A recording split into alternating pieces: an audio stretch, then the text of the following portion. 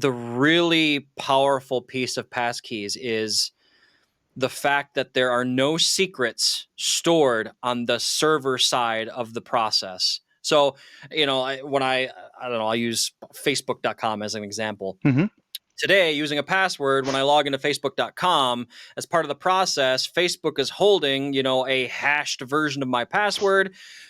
Do they match, right? So an attacker could, you know, if they breach Facebook, and again, this is theoretical, by the Mm-hmm. way, if any Facebook lawyers are listening, just an example.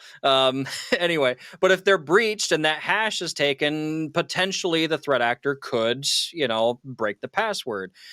In passkeys, Mm-hmm. there is nothing stored on the server side. There And is. so essentially on the client device, we use a smartphone as an example, but you could use like a FIDO key or Mm-hmm. a password manager. I think Bitwarden has this functionality baked in. You know, there you've got a public key and a private key. The private key never leaves the device ever.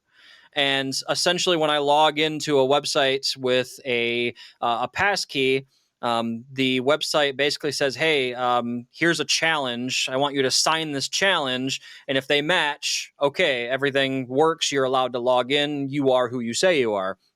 And that's the beautiful part of this, is that the private key is never known and cannot be taken in the event of a breach of whatever service you're logging into, right? So I think that's what the really powerful piece of this is.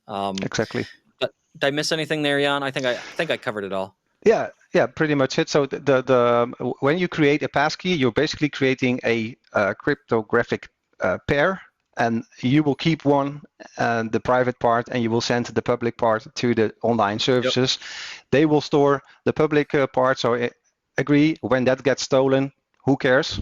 And exactly. You are the one who can unlock the local part using either biometrics, a PIN, or something else that can prove your existence, and then you will just exchange and satisfy the request, and that is basically it.